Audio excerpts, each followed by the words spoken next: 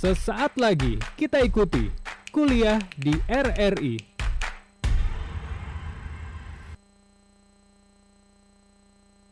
Indonesia,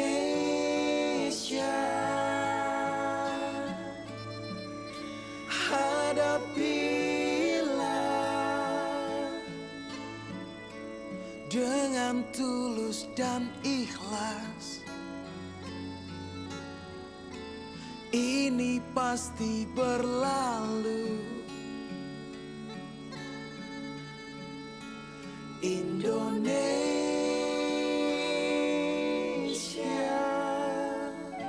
Wujud apresiasi kami kepada dokter, juru rawat, relawan, TNI, Polri, dan semua pejuang kemanusiaan di garda terdepan yang menghadapi pandemi COVID-19. Kalian adalah pahlawan sejati.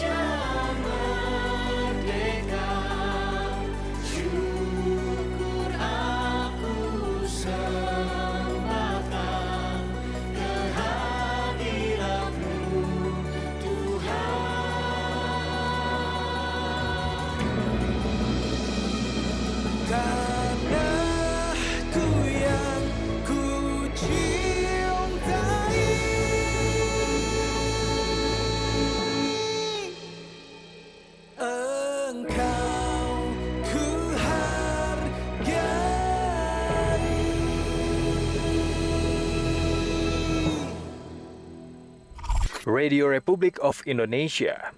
RRI, Radio Tangga Bencana COVID-19. Terima kasih pendengar, Anda masih bersama kami di RRI Radio Tangga Bencana COVID-19. Dan berikut kita beralih ke materi berikutnya, masih di program Ibu Pertiwi memanggil ya, di program kali ini perkuliahan di RRI begitu ya.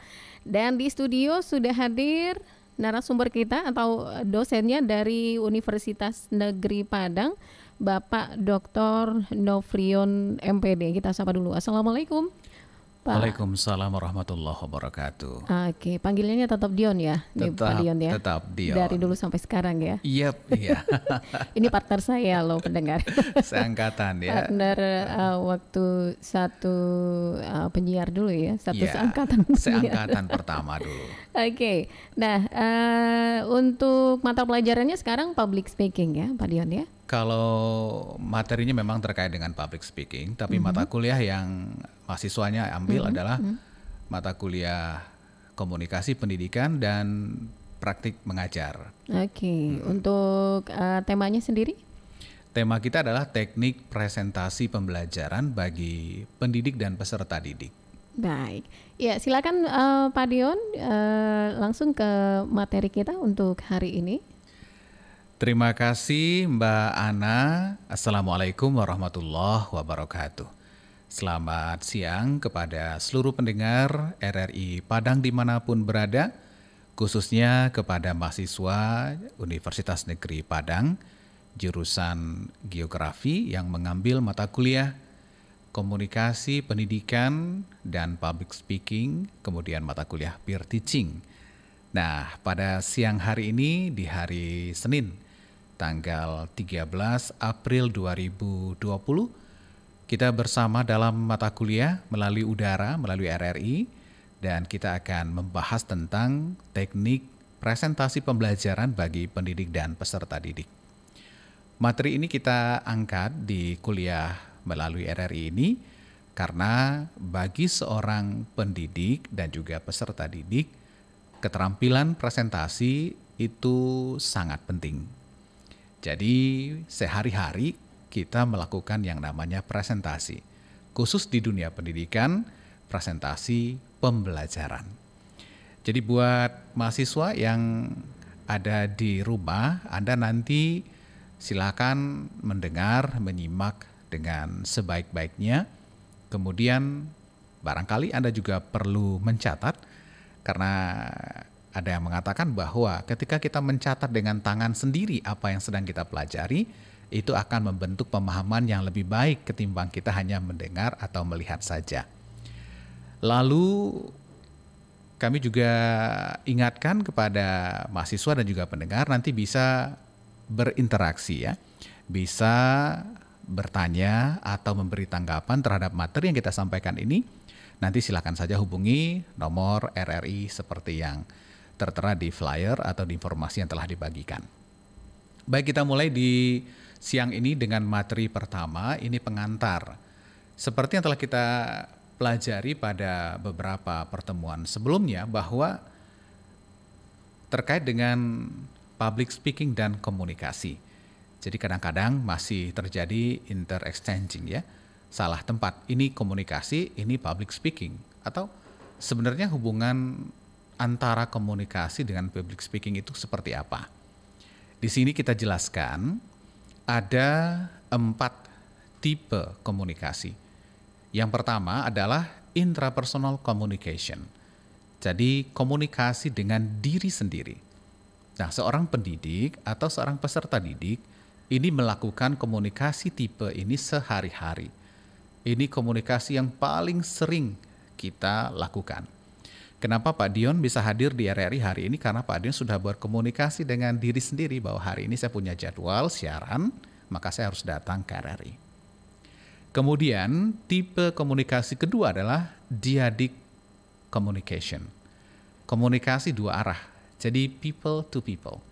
Jadi ketika kita seorang guru atau seorang dosen berkomunikasi dengan mahasiswa kita, satu orang mahasiswa, itu komunikasinya dyadic communication.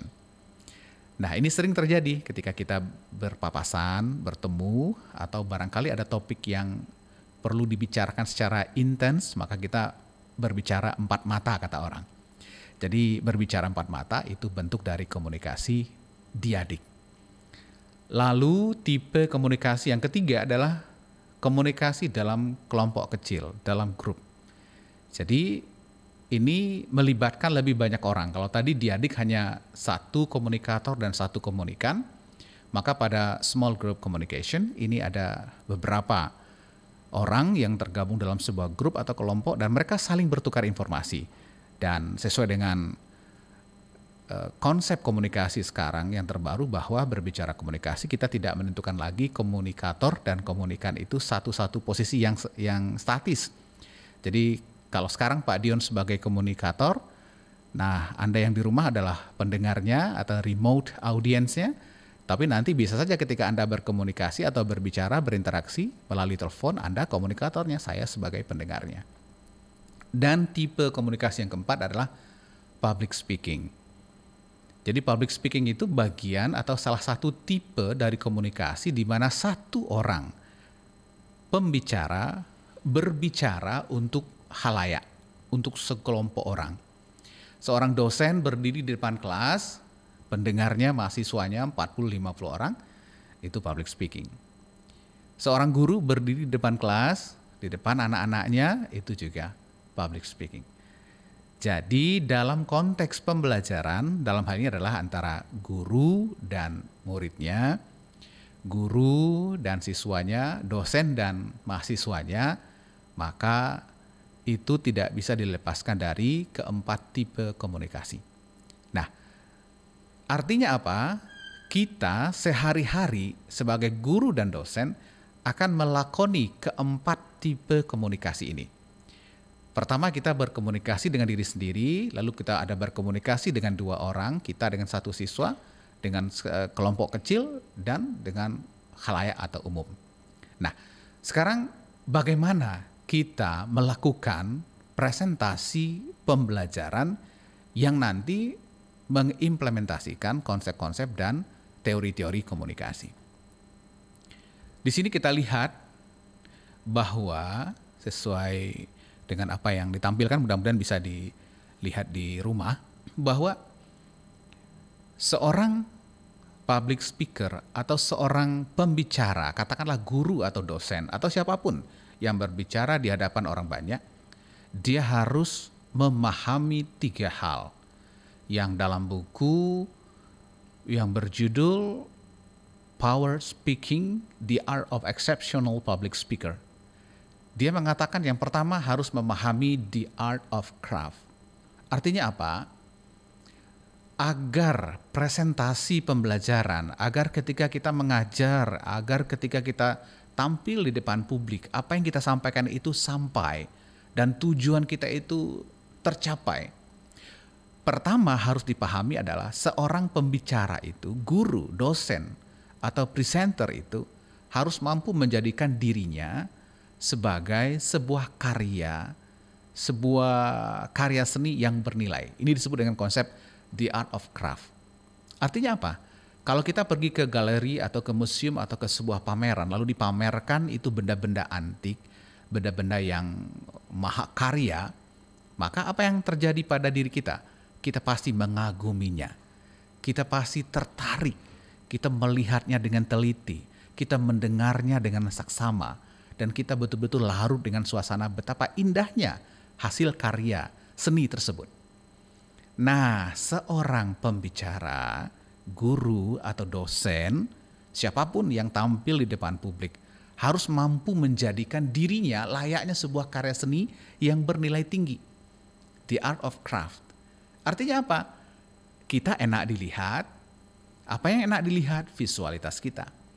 Suara kita enak didengar, smiling voice. Jadi kalau kita berbicara, siswa kita itu nyaman mendengar suara kita. Tidak terlalu tinggi, tidak terlalu rendah, ya nyaman.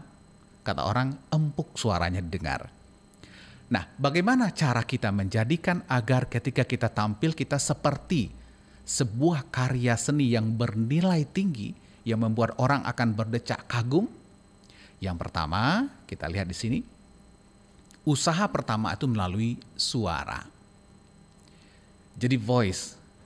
Jadi tidak mungkin seorang dosen, seorang guru, seorang presenter itu tampil dengan suara yang ala kadar.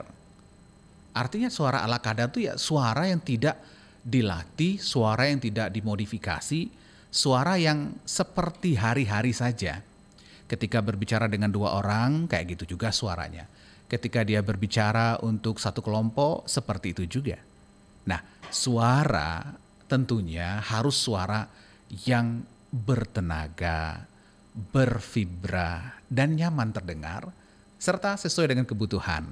Jadi kalau kita berbicara dalam satu kelas, seorang guru atau dosen tampil di depan kelas, siswa atau mahasiswanya 40, maka dia harus memastikan siswa yang duduk di paling belakang itu mampu mendengar suaranya dengan nyaman dan jelas. Kemudian adalah verbal, pilihan kata. Ada yang mengatakan bahwa kualitas seseorang itu terlihat dari pilihan katanya, diksinya. Semakin banyak dia membaca, semakin luas pergaulannya, maka pilihan katanya akan semakin bagus. Selain itu, orang-orang yang telah mumpuni di bidang public speaking atau komunikasi itu mampu menyederhanakan yang rumit, mampu mengkonkretkan yang abstrak, kalimatnya terstruktur. Jadi kalau kita sebagai guru tampil di depan anak-anak kita dengan bahasa yang terstruktur, logis, sistematis, maka itu membantu anak untuk memahami materi kita. Jadi kalau ada guru yang bolak-balik, pilihan katanya tidak jelas, ini struktur kalimatnya bagaimana, itu kalau anak tidak mengerti, kita tidak bisa marah kepada anak. Kenapa? Karena penyajian kita justru rumit bagi anak-anak kita.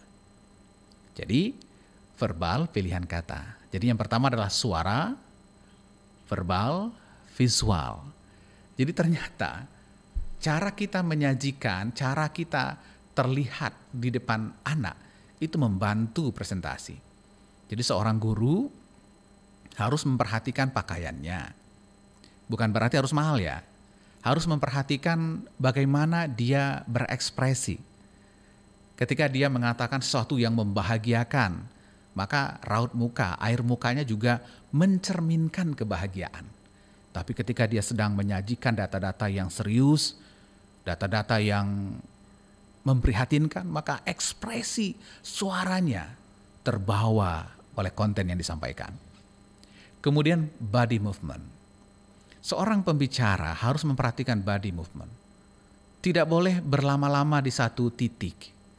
Tidak boleh hanya terpaku pada satu sisi ruangan. Jadi bagaimana Anda bergerak dengan begitu luas, kadang Anda di sisi kiri, kadang sisi kanan, sesekali Anda ke tengah, atau bahkan jika diperlukan Anda ke belakang. Itu akan membantu diri Anda untuk lebih stand out di depan siswa atau mahasiswa.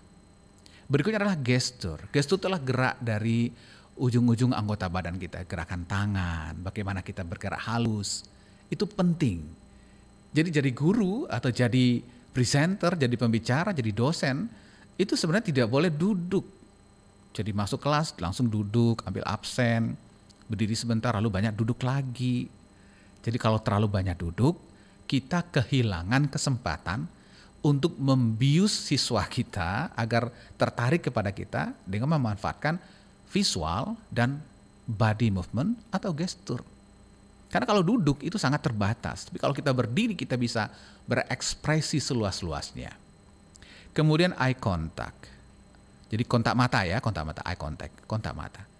Nah, kontak mata di sini saya sering mengistilahkan kontak mata seperti memindai. Jadi bukan memperhatikan orang dengan detail.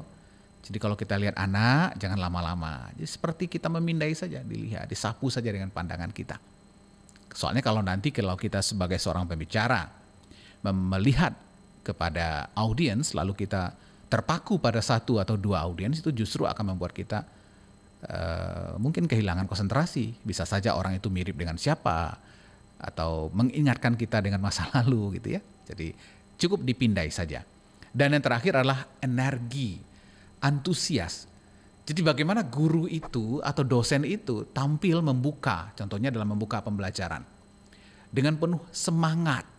Selamat pagi anak-anak semua, apa kabar? Itu diekspresikan dengan bagus.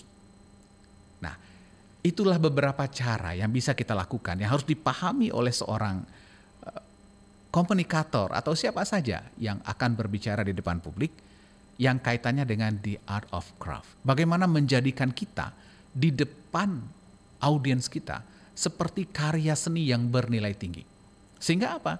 Dilihat enak, didengar enak, enak, dirasakan juga enak. Akhirnya perhatian dari audiens kita itu tetap mampu kita dapatkan selama dari pembelajaran. Pendengar RRI dimanapun Anda berada, khususnya mahasiswa Universitas Negeri Padang atau barangkali mahasiswa dari perguruan tinggi lain yang mendengarkan siaran kuliah di RRI pada siang hari ini, kita baru saja menyelesaikan 1 dari 3 konsep atau hal mendasar yang harus diperhatikan oleh seorang pendidik atau peserta didik, dosen atau siapa saja yang sering tampil di depan publik. Yang kedua adalah the art of connection. Jadi kalau secara personal kita sudah berkualitas, ketika kita tampil kita harus memperhatikan bagaimana kita membangun hubungan dengan audiens. Yang pertama tentunya ada finding the intention, berniat.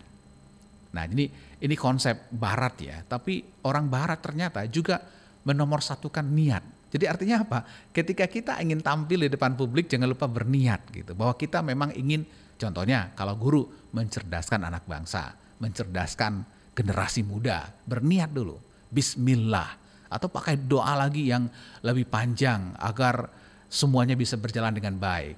Jadi jangan sepelekan niat. Maka di sekolah-sekolah itu diawali dengan ada berdoa. Itu penting di kegiatan pendahuluan. Kemudian adalah selecting the frame. Ini perlu menjadi perhatian kita sebagai pendidik. Ini kadang-kadang yang sering terlupakan, selecting the frame. Ketika kita mengajar pagi hari, katakanlah di bawah pukul 10, itu frame pembelajaran itu adalah serius. Jadi kalau kita dapat jam mengajar pertama, kedua, ketiga, dan keempat, itu sebaiknya pembelajaran itu serius, mendalam, dan kurangi humor. Jadi kalau belajar pagi, itu belum perlu humor. Jadi jangan nanti pagi-pagi udah banyak kuis, udah banyak permainan, itu nggak tepat. Permainan, kuis, humor itu dibutuhkan pada part siang. Jadi kalau Bapak atau Ibu mengajar pukul 13 sampai pukul 16, jam-jam rawan atau zona merah pembelajaran untuk menghilangkan yang namanya plateau learning, maka disitulah dikeluarkan joke icebreaker. Jadi selecting frame. Jadi kalau mengajar pagi kita lebih serius. Kalau agak siang baru ada nuansa-nuansa hiburan di situ. Kadang-kadang kebalik. Ngajar pagi banyak bercandanya, ngajar siang serius. Nah akhirnya kelas menjadi tidak terkontrol dan tidak seperti yang kita harapkan. Berikutnya adalah embracing the humor. Jadi humor itu penting, tapi ingat yang poin kedua, selecting the frame. Kapan humor itu hadir?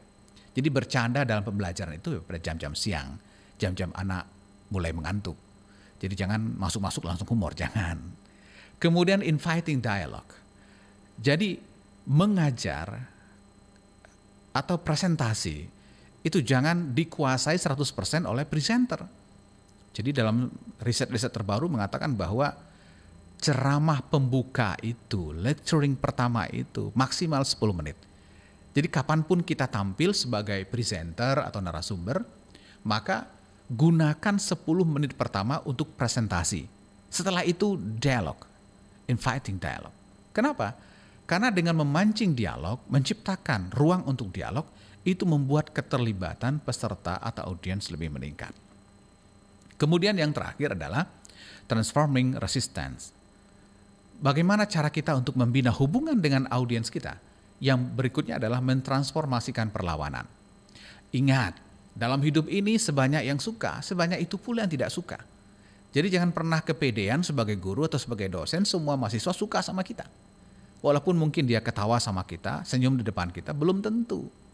Tapi bagaimana kita bersikap kepada orang-orang atau oknum siswa atau mahasiswa kita yang mempertunjukkan, memperlihatkan ketidaksukaannya terhadap kita. Nah, transformasikan perlawanan tersebut. Artinya apa? Jangan diambil hati selama presentasi.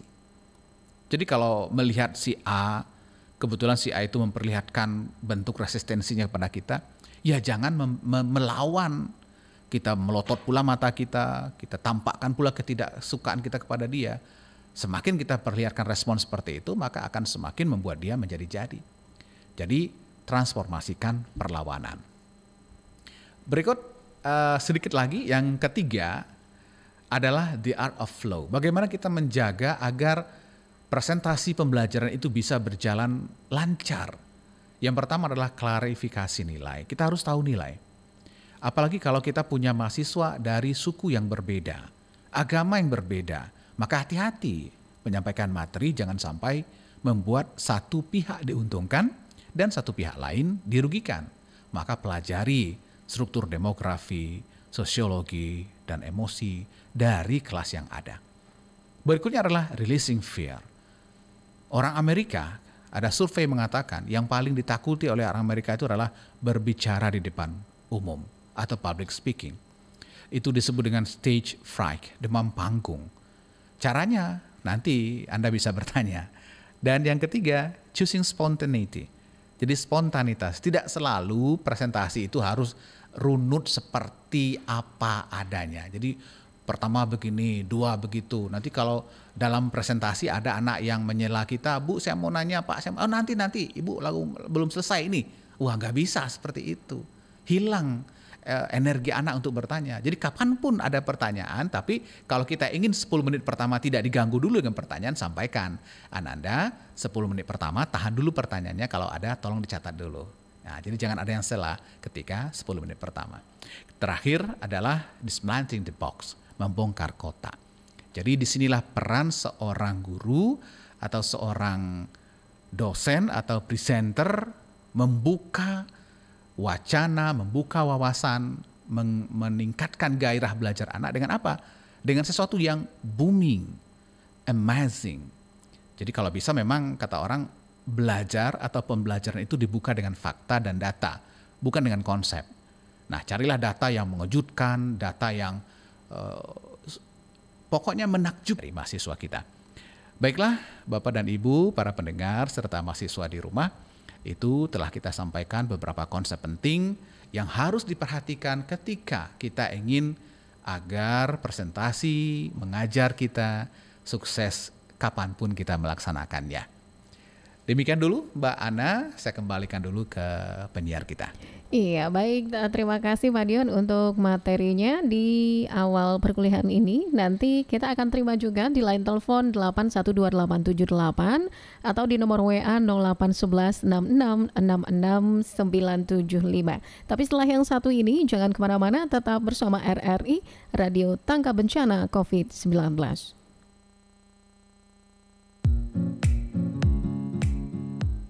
Apa kata Mahyildi Ansarullah terkait kejadian luar biasa KLB virus corona Kota Padang?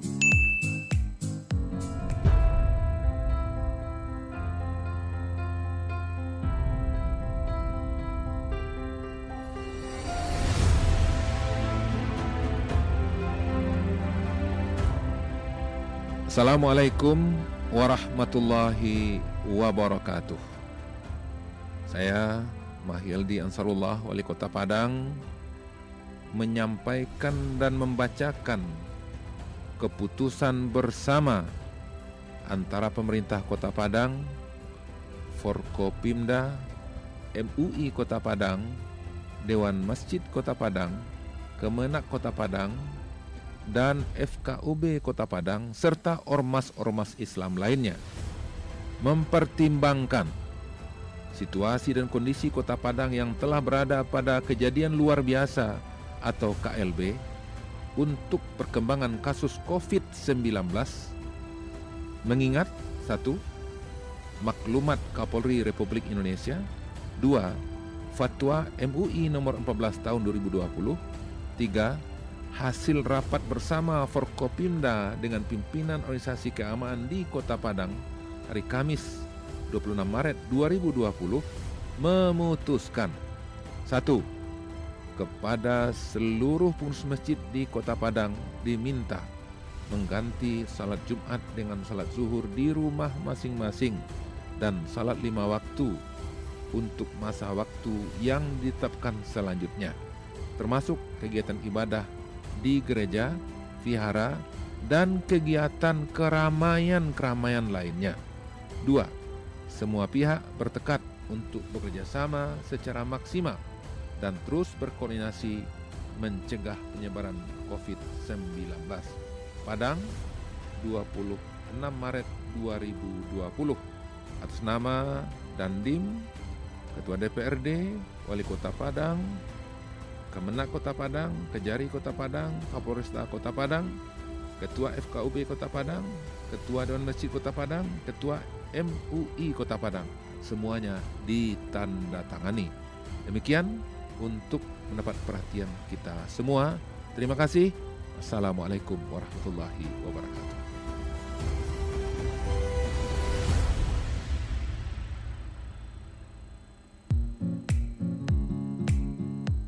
Sekarang semua masyarakat harus menggunakan masker saat keluar rumah meski tidak sakit. Hal ini sesuai rekomendasi dari Organisasi Kesehatan Dunia atau WHO. Dan di momen seperti saat ini, sangat penting untuk selalu menggunakan masker karena masker adalah salah satu proteksi diri yang paling utama untuk masalah penyebaran virus corona, seperti yang juga disampaikan juru bicara pemerintah untuk penanganan virus corona, Ahmad Yuryanto, berikut ini.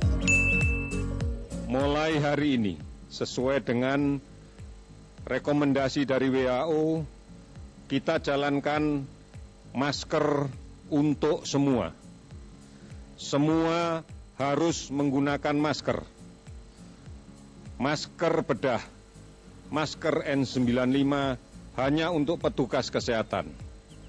Gunakan masker kain, ini menjadi penting karena kita tidak pernah tahu di luar orang tanpa gejala banyak sekali didapatkan di luar. Kita tidak tahu bahwa mereka adalah sumber penyebaran penyakit. Oleh karena itu, lindungi diri kita. Semua menggunakan masker pada saat keluar rumah terutama. Masker bedah, masker N95 hanya untuk petugas kesehatan. Gunakan masker kain. Masker kain bisa dicuci. Kami menyarankan penggunaan masker kain tidak lebih dari 4 jam. Untuk kemudian dicuci dengan cara direndam di sabun, air sabun, dan kemudian dicuci. Ini upaya untuk mencegah terjadinya penularan.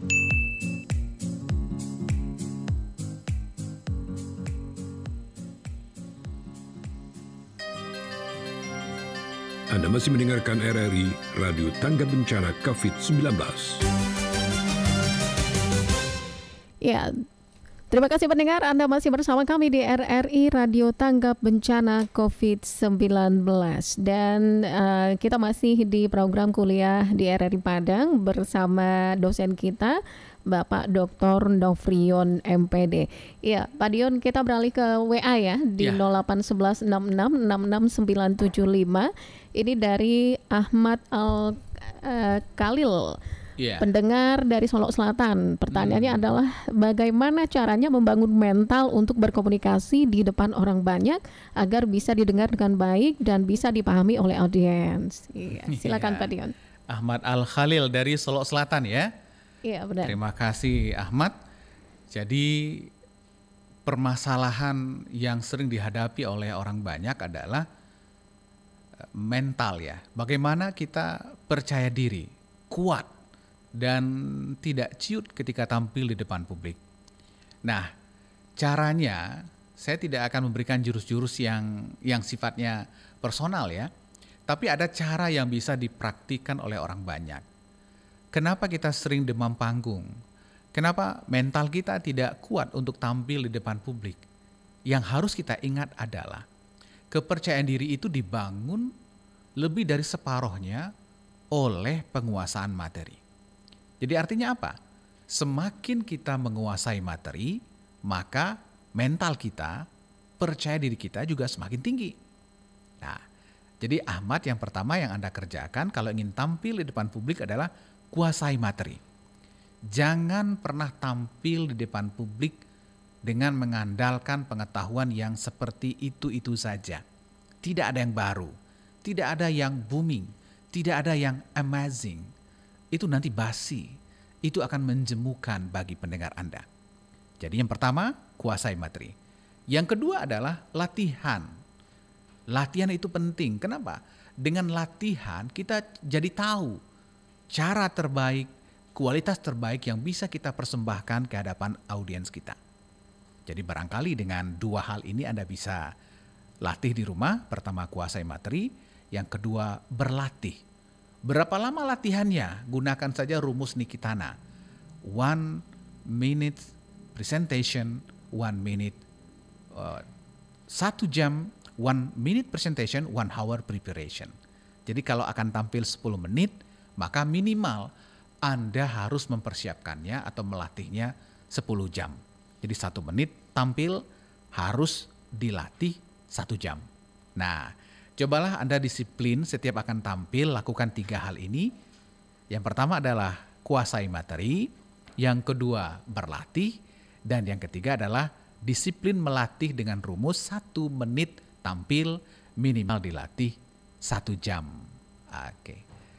Demikian Ana untuk pendengar kita di Solo Selatan. Baik, kemudian pertanyaan kedua yaitu ini dari Yanto. Memangnya voice seperti apa yang masuk dalam karakter power of speaking, Pak? Yanto dari Yanto aja nih, nggak ada dari mana. Terima kasih Mas Yanto, Pak Yanto atau Dek Yanto di mana saja berada.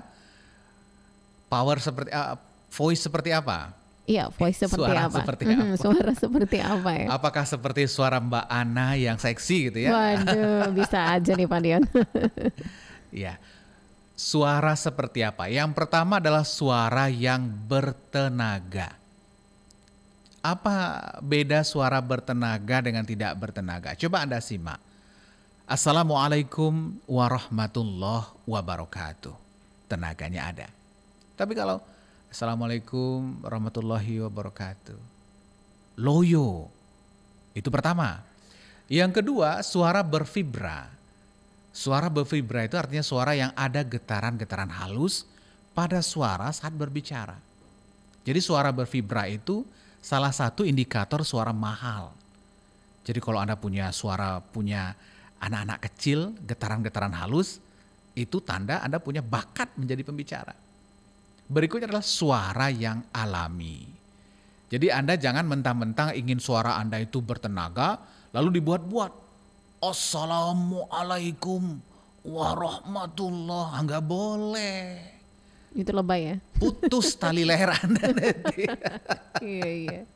Jadi untuk kita semua, kita simpulkan, suara seperti apa yang dibutuhkan untuk seorang pembicara, untuk guru, presenter. Yang pertama, suara yang bertenaga. Apa bedanya dengan suara tidak bertenaga? Kalau suara bertenaga itu didorong dari perut. Nah, orang bilang suara dari parui, suara dari perut. Suara yang didorong dari nafas dari diafragma. Suara yang dari nafas dalam. Lalu suara yang punya getaran-getaran halus atau vibration. Dan yang berikutnya adalah suara yang dimana ketika kita mengeluarkan suara tersebut tidak terkesan dibuat-buat atau alami. Demikian Mas Yanto atau Yanto di mana saja berada. Iya, baik. WA berikutnya ini banyak nih yang masuk di Pak Dion. Boleh, kalau ada waktu kita bahas. Iya. Berikutnya ini dari Denny Hamzah, mahasiswa Pak Dion nih dari kelas Peer Teaching dan Komunikasi Pendidikan. Ya. Ini yang mau ditanyakan, ketika saya melakukan presentasi kurang berdinamika saat berbicara. Jadi bagaimana caranya agar kita berbicara ada dinamikanya, Pak Dion? Wah, ini seperti suara penyiar ya, ada dinamika. Ada dinamika ya. Pengen jadi penyiar juga barangkali. Bisa jadi. Di Denny Hamzah, ini anaknya berbakat ya. Oke. Anaknya berprestasi, kalau tidak salah ini di Padang Pariaman. Jadi Denny, dinamika itu artinya memang tidak monoton ya. Jadi kalau suara nadanya ada naik turun, kalau berbicara tidak redundansi ngulang-ngulang tidak seperti itu, tapi nggak bisa diterka habis nada ini kemana lagi gitu. Kadang melengking, kadang mendayu, kadang nada dasar, kadang main di tengah. Nah, dinamika seperti itu dibangun dari pemahaman. Caranya salah satunya adalah dengan patuh pada aturan pengucapan huruf. Jadi kalau kita dalam bahasa Indonesia sama dengan bahasa Inggris itu ada setiap huruf ada cara mengucapkannya. Kalau kita belajar ngaji bahasa Arab juga ada cara mengucapkan huruf. A, ba, ta, tha, so. Jadi ada kaidahnya. Demikian dengan bahasa Indonesia, huruf demi huruf A. Nah, dari sekian banyak huruf itu, ada beberapa huruf yang perlu menjadi perhatian. Yang pertama kategori huruf bibir. P, B, M. 3 ini. Huruf P, B, M itu kalau kita akan mengucapkan kata yang ada huruf tersebut di awal terutama, itu mulut itu harus ngatup dulu sepersekian detik. Tidak boleh lepas saja. Saya tinggal di Padang, itu kurang pas. Saya tinggal di Padang. Pandangan ini. Saya punya mata, kurang tepat. Saya punya mata. Ini tugas kita untuk masyarakat, kurang tepat. Ini tugas kita untuk masyarakat. Jadi ketika kata yang ada huruf P, B, M, ada penekanan khusus ketika dia keluar dengan cara mengatupkan bibir kita sepersekian detik sebelum dia keluar. Kalau kita patuh saja dengan 3 huruf tersebut, saya yakin cara kita berbicara akan berdinamika. Saya memiliki mata, saya tinggal di Padang. Pandangan ini akan berbeda dengan pandangan ini, berbeda, lepas saja. Pandangan ini, persoalan ini, masalah ini. Jadi ada penekanan sepersekian detik untuk huruf yang keluar dari bibir P, B, M. Lalu huruf khas, ada R, ada S, ada H, ada Z. Coba ucapkan dengan betul, dilatih. Rasa, sayang, saya. Kalau S ada cisnya, berdecis. R ada getarnya. Nah, dilatih seperti kita mengaji. So, to. Nah, nanti ketika kita berbicara tidak harus seperti itu. Tapi buah dari latihan itu ketika rongga mulut kita, lidah kita terlatih dengan cara mengucapkan huruf demi huruf dengan betul, nanti dampaknya akan kita rasakan saat kita berbicara pada forum-forum formal atau non-formal. Jadi begitu agar berdinamika. Jadi kalau dulu ada semacam pepatah lama berbicara harus seperti air mengalir, itu perlu dikritisi. Kalau seperti air mengalir tuh datar aja gitu ya, nggak ada pause, nggak ada dinamikanya. Bapak-bapak yang saya hormati, hari ini saya akan berbicara tentang public speaking, di mana public speaking ini penting buat kita. Ada. Bisa nggak jelas ya? Nggak jelas, nggak jelas artikel kalimatnya yang mana gitu ya. Oke, demikian untuk Denny Hamzah, semoga bisa dipahami. Berikutnya ini Adinda Mulyani Raudatus Saadah, ini mahasiswa Bapak juga ini. Bagaimana cara menghadapi rasa takut dan grogi? Pertanyaannya sama dengan Feby, menghilangkan rasa gugup di saat mengajar peserta didik. Iya. Banyak yang gugup ya seperti. Iya. Ya. Karena berumur pengalaman barangkali ya. Pengalaman dan ya mereka ini akan praktik mengajar ya. Kalau COVID-19-nya sudah reda, semester besok mereka akan menjadi guru muda lah di sekolah-sekolah. Jadi mungkin sudah terbayang-bayang bagaimana nanti ditertawakan anak gitu ya. Anda semuanya, terutama buat calon guru ya, yang akan praktik lapangan. Sebenarnya begini, tugas pertama kita adalah bagaimana memberikan sensasi positif. Ya. Jadi sensasi itu kita berikan. Sensasi itu apa? Apa yang kita berikan, apa yang kita tampilkan yang ditangkap oleh alat indera orang. Jadi sensasi, seperti Pak Dion berbicara sekarang, Bapak memberikan sensasi. Jadi kalau di tengah masyarakat ada dibilang, kamu cari sensasi, itu salah. Yang benar itu berikan sensasi. Sensasi apa? Sensasi suara, sensasi mata, sensasi perasaan. Sensasi yang Anda berikan itu akan membuat orang tertarik. Ketertarikan orang akan memunculkan yang namanya atensi. Jadi ketika Bapak Dion berbicara atau guru tampil, sensasi. Kalau menarik, diperhatikan oleh anak. Attention. Kalau perhatian anak itu terjaga, nanti akan lahir perception, persepsi. Oh, gurunya bagus. Oh, suara gurunya mantep. Kalau sudah tercipta perception, akan menjadi memori. Kalau memori yang ada itu diekuilibrasi, dilatih, diulang, dihafal, diulang lagi, akan menjadi memori jangka panjang.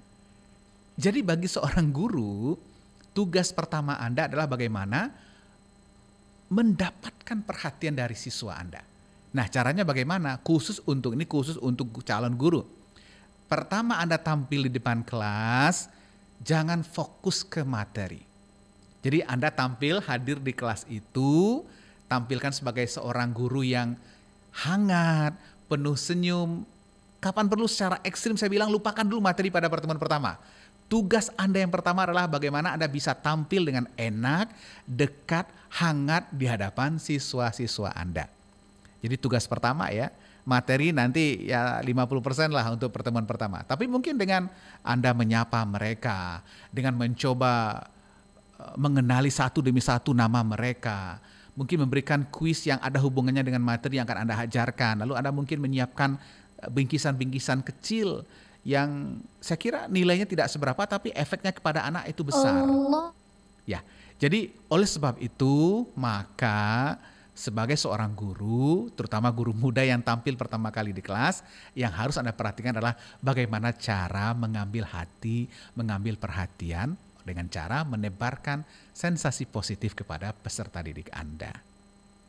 Baik, berikutnya nih Pak Dion, kita lanjut aja ya, karena udah masuk ke mau tutup ya. Ya, masih ada ya? Masih ada, cuma sepertinya banyak yang nggak bisa terbacakan ini WA-nya.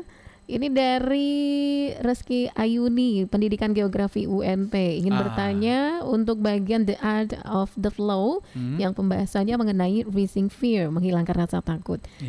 Yang ditanyakan adalah bagaimana caranya menghilangkan rasa takut tersebut pada saat presentasi. Iya, jadi presentasi dan rasa takut, gugup, stage fright-nya itu sama. Jadi ketika Anda merasa gugup, itu pasti Anda berpikir yang pertama materi. Lagi-lagi materi. Jadi saya bisa katakan bahwa lebih dari separuh ketakutan itu datang ketika Anda merasa materinya tidak dikuasai. Jadi kepada calon guru, kepada para pendidik, mari betul-betul dikuasai materi dan dikembangkan. Artinya apa? Kalau kita seperti filosofinya seperti ini, kalau kita materinya KD-nya itu atau indikatornya itu sebesar bola kasti, katakan begitu, maka pengetahuan guru harus sebesar bola kaki. Jadi artinya apa? Ketika ada anak bertanya di luar konten yang ada di buku, kita masih mampu melayani mereka. Jadi jangan ilmu guru hanya sebatas yang ada di buku siswa. Bahaya itu. Anak-anak rajin membaca. Mohon maaf kadang-kadang kita agak sulit meluangkan waktu untuk membaca. Jadi penguasaan materi, wawasan guru yang selalu diperbarui itu sangat penting. Mudah-mudahan ini bisa membatasi, mengurangi rasa gugup atau ketakutan Anda ketika akan tampil di depan publik, khususnya bagi guru di depan kelas. Demikian Mbak Ana. Baik, satu pertanyaan lagi Pak Dion, karena kita sudah sampai di penghujung waktu. Ini dari Wulandari, ada beberapa guru yang salah dalam menempatkan humor pada pagi hari dan serius pada siang hari. Nah, itu bagaimana menurut Bapak? Apakah mempengaruhi psikis murid atau bagaimana? Ya, terima kasih. Jadi barangkali begini, pada sesi pagi pukul 7 sampai pukul 10 itu anak-anak masih segar. Anak-anak masih serius, maka belum diperlukan humor. Tapi pada kasus-kasus tertentu barangkali bolehlah ya. Tapi secara umum tidak disarankan terlalu banyak humor di awal, di kelas-kelas pagi. Kemudian kalau terjadi kesalahan, itu nanti lebih ke efisiensi pembelajaran. Ada sebuah riset internasional mengatakan bahwa di negara-negara berkembang itu waktu efektif belajar tuh di bawah 60%. Artinya apa? 1 jam 60 menit kita mengajar, itu 60%-nya yang untuk pembelajaran, 40% tuh hilang untuk ketawa-ketawa, hilang untuk mengatur anak, mengomentari baju anak, hilang untuk guru pergi keluar ke toilet, hilang untuk guru mencek WA dalam kelas gitu. Padahal negara-negara maju itu efektivitas waktu mengajar mereka di atas 90%, malah Jepang itu sampai 96%. Artinya apa? Ketika guru masuk kelas, total, itu semuanya untuk pembelajaran. Tidak ada lagi yang halnya bersifat bunga-bunga pembelajaran. Barangkali itu saja Baik. Mbak Ana ya. Oke. Sepertinya ada 30-an lebih, ini 35-an WA yang belum terjawab. Ini masih malah ada yang masuk lagi. Sayang sekali tidak bisa kita bacakan semuanya. Nanti dikirim ke WA Pak Dion saja, biar nanti dibalas. Oke. Nah, pendengar, demikian tadi kuliah di RRI untuk kesempatan siang hari ini bersama Dr. Novrion MPD. Dan berikut kita langsung dengarkan kumandang azan zuhur untuk kesempatan siang hari ini. Kami yang bertugas mengucapkan terima kasih dan selamat menunaikan ibadah sholat zuhur. Allah